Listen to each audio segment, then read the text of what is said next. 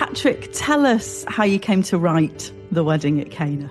It was 1989, so long years ago, 36 years, I can't quite work it out. And I wasn't really recognised as a composer at the time. I was 30 years old and I was working as a music and English teacher at Pangbourne College in Berkshire, which in those days was an all-boys school and had links with the Navy, so everybody wore naval uniform, very distinctive sort of place. But they had a choral society of over 100 singers, and I used to accompany it for rehearsals. And around that time, I'd started to write the odd little bit of music, and one of them was performed at a school concert. It was just a piece for piano, flute, and oboe.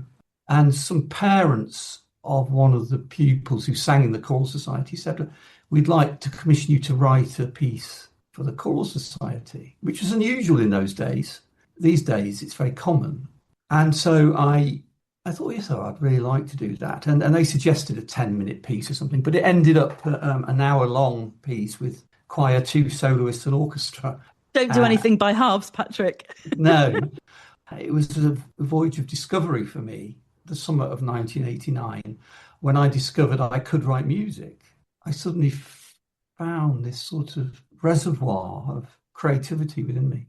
Was there something in particular that inspired that brought it out in you? Yes, yeah, absolutely, Jenna. It was the story of the wedding at Cana and my Christianity. That was it. I was challenged with bringing to life this first miracle at a wedding at Cana in Galilee. And I couldn't do that honestly and truthfully without believing that it happened. And setting the words of Jesus and setting the words of Jesus's mother was extremely profound and moving and kept me going to the end. Because it's all very well starting something. We all know that. Yes. And I think it's going quite well. And then, but I was sustained through it all. But that's how it came to be. Yes, incredible. And you know, what goes through your mind, Patrick, when you're commissioned to write something like that? As you say, you know, you believe. Was there any pressure? Was there delight? Was there joy? What sort of emotions for you went through your mind? Joy that somebody, at least 2 individuals, had seen and heard in 10 minutes of a composition I'd written, not out of any great pretense, just that it was something for me to do. I just suddenly thought I'd like to write a piece, so I did. But it was a joyful experience for me being commissioned, because it meant that somebody had responded to that small composition. Their names were Ken and Joy Whitehead, and they were parents of a pupil called Daniel Whitehead, who I'm still in touch with, and I'm still in touch with Ken and Joy. Gosh. Actually. They come to all my concerts, and I got some money for it, which was nice. But over the summer, because I was living in a school, they offered me their beautiful home on the River Thames and a lovely grand piano. I actually owe them an enormous amount. If they hadn't done that, I think I'd still be a teacher. But they unlocked something. Yes. And there was no looking back then. Gosh. Because the response to the wedding at Cana from both the choral society and the orchestra and the audience was enough to propel me onwards.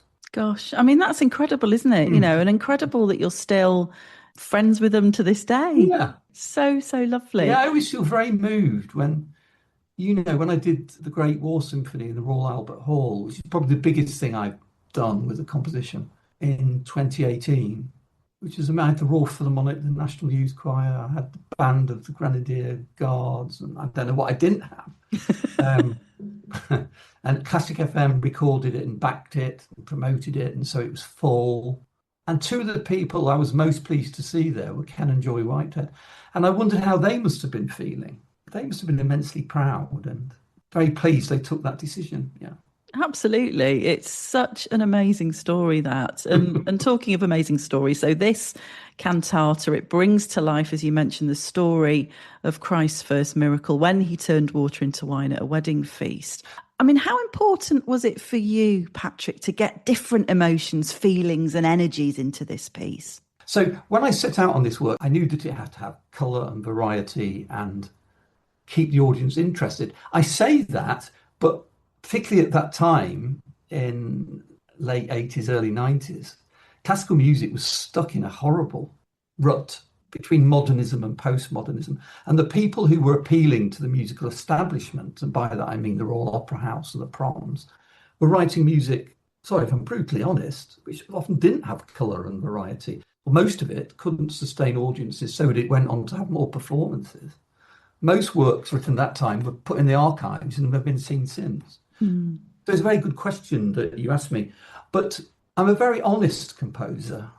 I don't try and pull the wool over people's eyes. I wear it all on my sleeves. And I knew I wasn't trying to imitate a modern style. I was just me.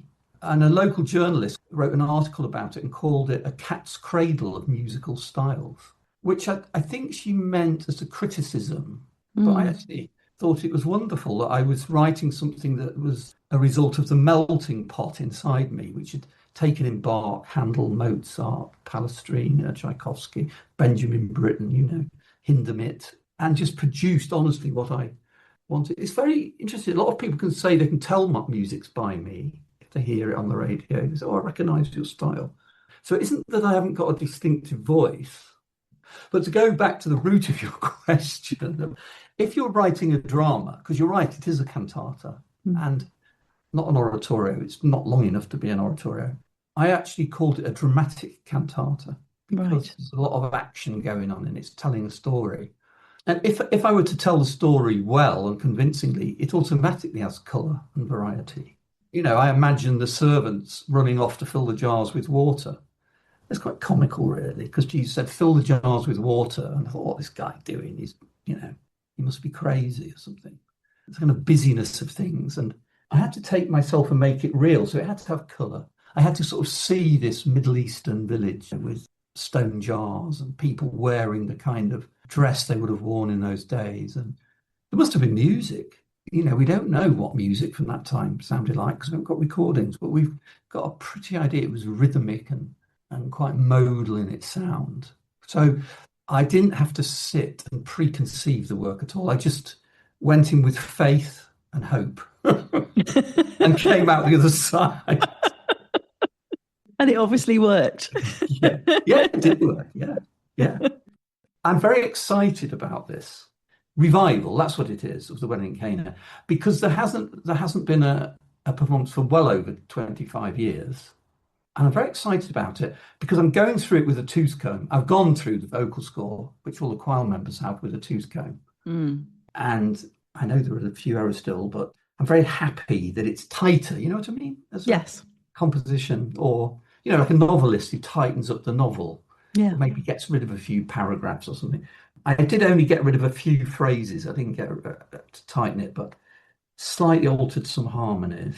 I'm very excited because as I was doing that, I realised it is a lovely work.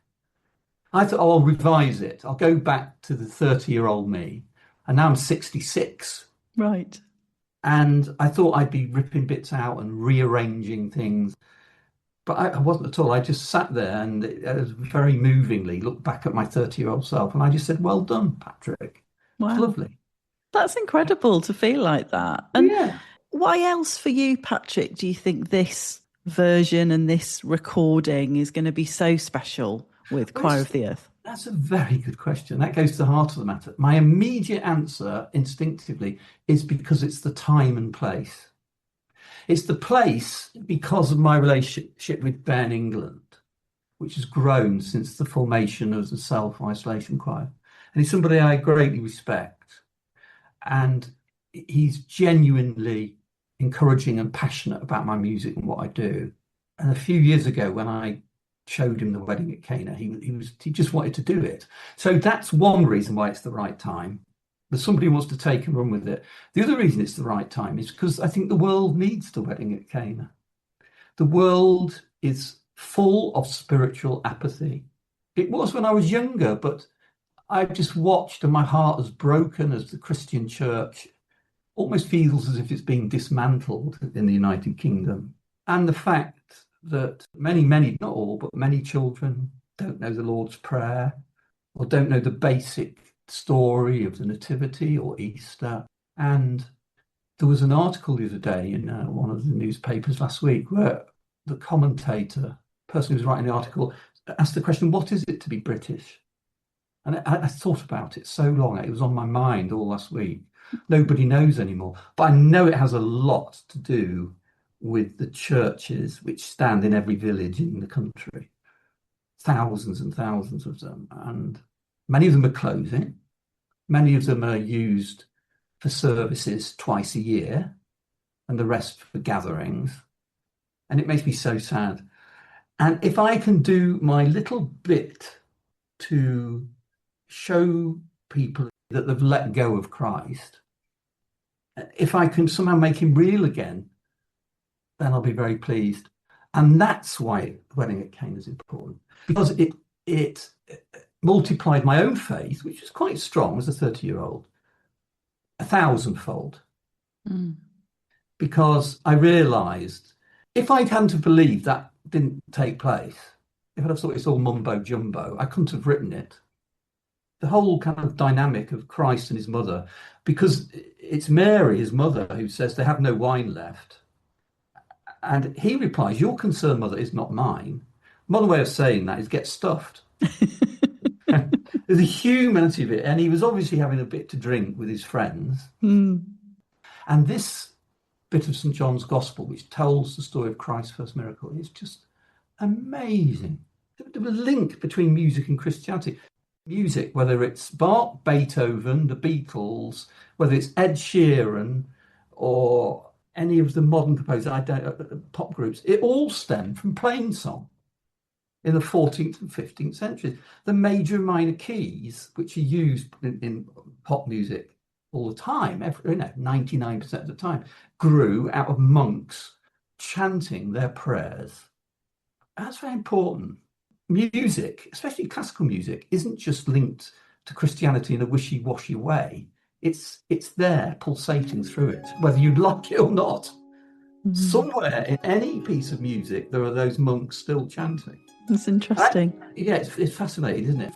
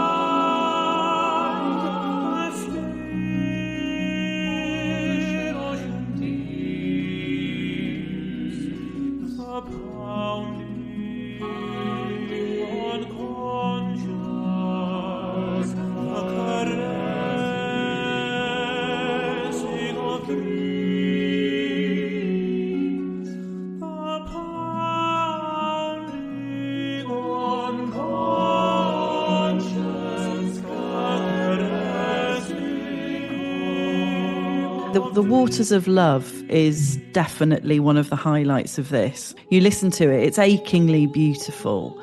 Can you share some of your recollections of creating it? Because I know the choir will be very, very excited to sing it. Yes, now I think this always was. From the very premiere, I remember it. Everybody came. See, originally it was written just for the two soloists and harp. Just in the middle of and it represents the moment in the work when the water becomes wine, because the choir sing, fill the jars with water. So they fill the jars with water, they fill them to the brim. Right, that's piece number 5. The next thing you know is now draw some off. So there has to be a moment when the water becomes wine. And I could have just left it and thought, well, everybody can just accept it became wine. But my brother, whose idea it was that we write this work, and who is a retired priest and poet, we're extremely close, and we're peas in a pod really when it comes. We just understand one another. Mm. And he said, "I'm going to write a piece for the miracle," and I waited and waited and waited for it, and it came quite late in the process. It was premiered on the February 1st 1990, and I didn't get the Waters of Love to the very end of the summer holidays, so Right. late, early September. And I was staying at the school where I was a teacher and a boarding house assistant. And I went to the school office every morning to see if he'd sent it. And then this one particular day, it was an afternoon, I remember it, it was beautiful sunshine, and there was this, I recognised my brother's handwriting. Of course, there was no internet in those days. Yeah, it wasn't far off, but it wasn't there. And I opened it, and the water of love flows from God's heart, like rain, like a river to quench the parts. There's the water of God's love, water of Christ's love as a human being. The water of love flows from man's heart, sweet tears of love's pain and hard tears of regret. And then the third verse is the bring together of human and divine, which is what he was all about, and the miracles all about. The waters of love, human and divine, when mingled, create the most beautiful wine. And I just broke down. Mm-hmm. And I didn't write it immediately. I lived with it. I couldn't, it was like something so precious I didn't touch it. Yes. And it was the last part I wrote in the winter of 1989. And I went to stay with my brother and his family. And he had a very quiet room there with a piano. And I just sat one day, I thought, now's the time. And I wrote it because it's quite simple. It's a simple melody and harmonic sequence, which is repeated 3 times with slight important alterations. But I remember bringing my brother in and his wife, Sian, and I said, look, do you think, I said, it's so simple. And I played it. I said, oh, that's lovely. That's really lovely. I said, oh, that's too simple. It's embarrassingly simple. And I nearly ditched it. Oh, no. No, that's how it was born. Gosh, thank And goodness then, you didn't ditch it. no. And then when I wrote my debut album, Blue in Blue, which established me as a composer in 2004, because Classic FM made it their CD of the week all those years ago. And then it was next year, 2005, Blue in Blue was released by Decca. Right. And I wrote a couple of new pieces. And they asked me if I could write The Waters of Love, write it for choir and strings. I found it very difficult. So you can get that on Spotify. And I think it's on your website as Yes, with the strings. it is. And then when Ben and I have been speaking so much about this over the last 2 years, he says, look, Patrick, I want you to write. This Waters of Love is very special. I said, but if it's in the context of the work, it's got to be the soloist. He says, well, can you make it for soloists and choir? Bring everybody together. And I thought, well, that's actually quite a good idea. So that's what we've got. And it will be the premiere now of this new version. The thing it's done, it was quite a long piece, The Wars of Love, because it was quite slow. And I've slightly speeded it up. Yeah, I mean, the Fieri consort lending their voices just amazing. to it. Yeah. Amazing, isn't it? So, and I got my great friend, Hugh Webb. He was a brilliant harpist to play harp. Now, Hugh didn't play in the premiere, but he played in the third performance, which we did in Lincoln Cathedral. Right. Because that's our home county, myself and my brother. And because he was a priest in the diocese, we knew so many people. We filled it about 3 months after the premiere. And Hugh Webb came to play harp. So I've known him for 35 years, and he's played on all my albums. Gosh. I won't have any other harpist. So Ben said, harp's very important. I said, well, we're going to get Hugh to record it. And Hugh is playing on this recording that we're playing over. Ben arranged for us to go into a tiny studio about a month ago and record it. I mean, his playing is exquisite, I have It to is, say. Yeah. And when I first heard it, I did get those goosebumps, that sort of the hairs on the back of your neck stand up, don't they? When you first heard it, did you feel like that when you heard it all together? With this version? Yeah, the Fieri consort version. Yes. Because it was at a new speed and everything was there. We had the harp played. It wasn't a sample, which at the moment, the other movement's a sampled piano. But I'm going through orchestrating now, today, tomorrow, because we eventually, over the coming months, we're going to build in the orchestra as we learn it. But yes, so that was there. The 2 soloists are there, and they laid down the choral parts, so I can get a full picture. It's very moving. And I would say to your singers, if there's only one reason you come and sing The Wedding at Cana, it's highly unlikely you won't enjoy The Waters of Love. Since I wrote it all those years ago, I've had countless emails from people who've had it performed at their wedding or at funerals as well, or big moments in their life. Along with Quanta Qualia, my other piece, which Choir of Earth have done so much to promote and those amazing recordings. I think there's two or three aren't there? Oh, yes, and they're beautiful, beautiful. Yeah, I just was going to say, with along with Quantaqualia, Waters of Love, I think of my output are the greatest union of words and music I've ever written. Yeah. How excited are you to hear it when it's Oh when the God! choir's recorded it? Well, that's going to be amazing. Because the thing that got me about Quantaqualia was the epicness of it. It really was like the choir. It was like the earth was singing back to me. Yes. So I think we were approaching a couple thousand voices by the end. Wait, where else can you hear that?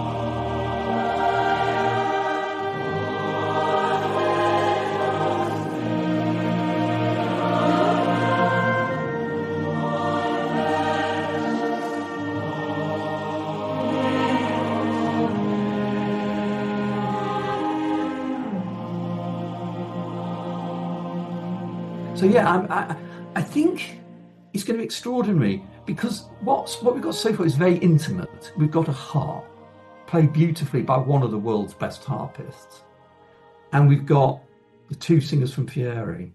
It's a very sort of intimate thing, and all of a sudden, it's a bit like Quantaqualia, which always used to start with a solo, and you've got a solo cello or a solo. There's intimacy about it, but suddenly there's another whole dimension to it, which is epic. It's universal. It's infinite, and I can't wait to experience those different extremes. Yeah, it's going to be incredible. It really is. I mean, since the wedding at Cana, we've touched on some of the incredible moments that you've had in your career. You've created this vast catalogue of music with variety embedded in it. You've had some incredible experiences. You've given some wonderful performances.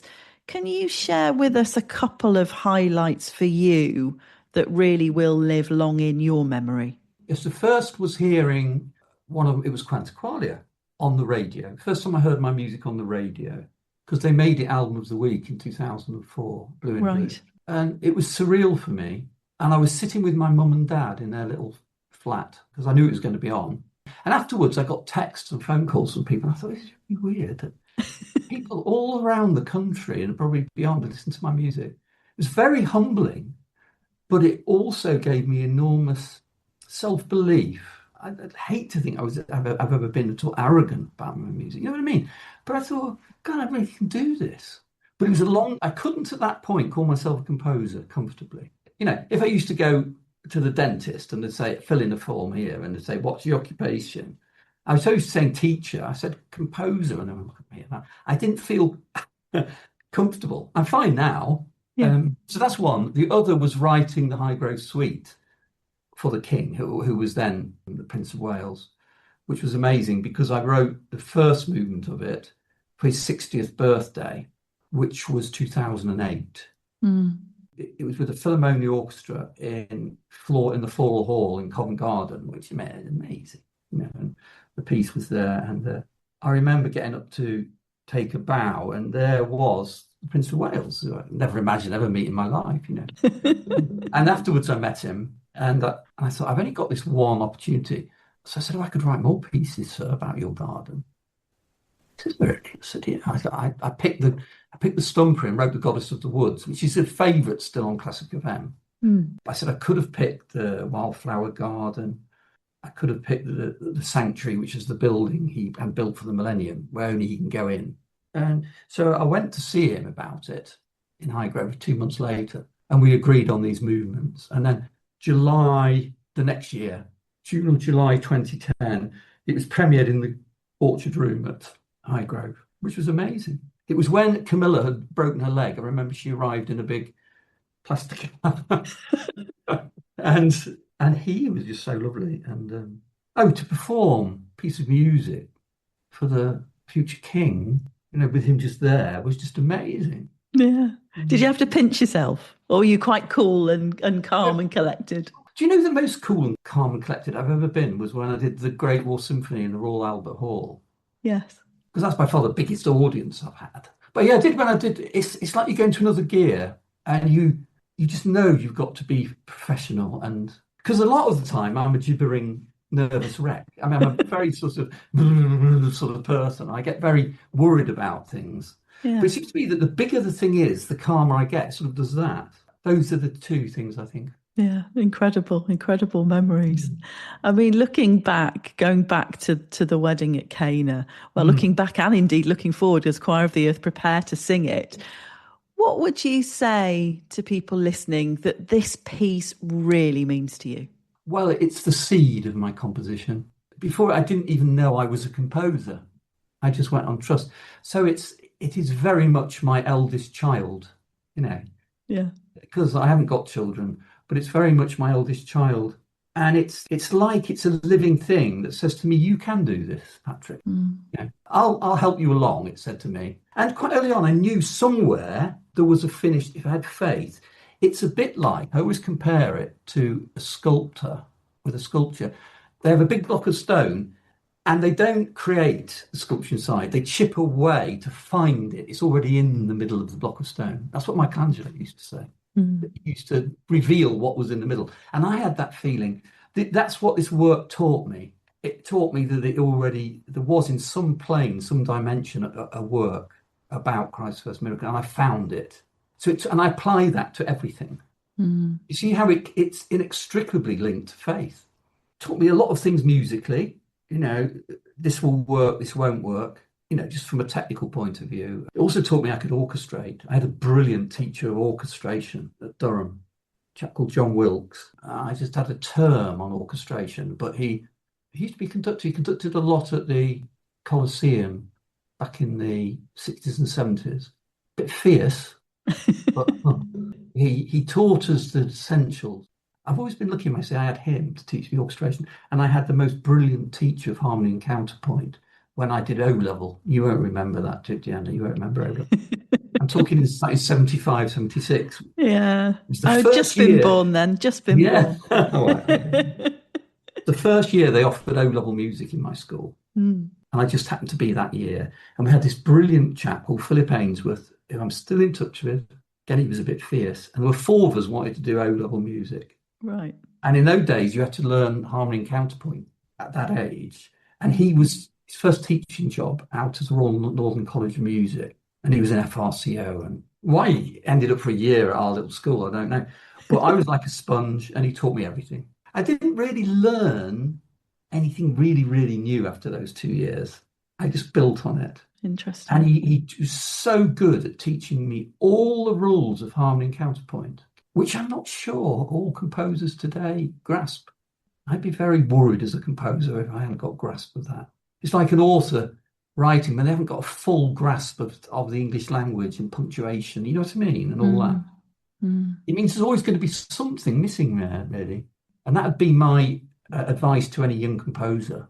Don't just think you can go off and compose and make nice sounds. You've got to know the language, the musical language, inside out, upside down, back to front, so you're reciting it in the night. It certainly sounds as though he gave you the toolkit. He gave me the Mm. toolkit. I always tell him, he comes to a lot of my concerts. He taught me everything. He did. I can't think of anybody who really taught me anything else.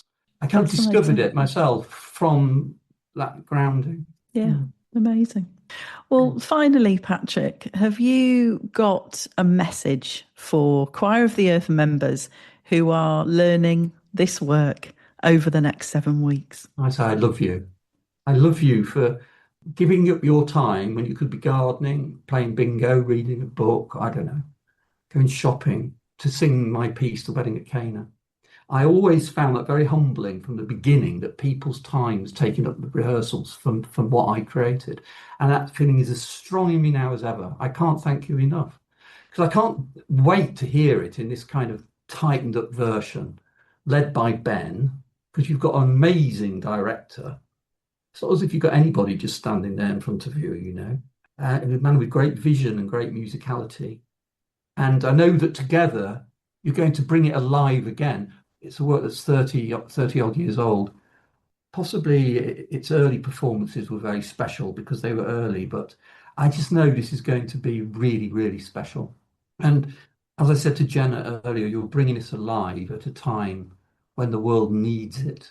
The world needs to listen to an account, it lasts an hour, of how the miracle of turning water into wine happened, who was there, how they interacted, hopefully through the music, what the healing effects of this great miracle are. The final words you'll sing, this is the first of the signs by which Jesus revealed his glory and led his disciples to believe in him. Sorry, what could be more amazing than that? It's a completely beautiful work, Patrick, and it has been such a pleasure spending a short amount of time with you and chatting with you. Thank you so much for, Thank you for your doing time. it. It's been lovely chatting with you. And for me. And I can see how much it means to you, and I feel like I'm welling up as well. Yeah, it has that effect, this work. I promise you, it does. It does on the singers, it does on the audience, and it certainly does on the composer. There's a beacon in there somewhere of light. I know there is.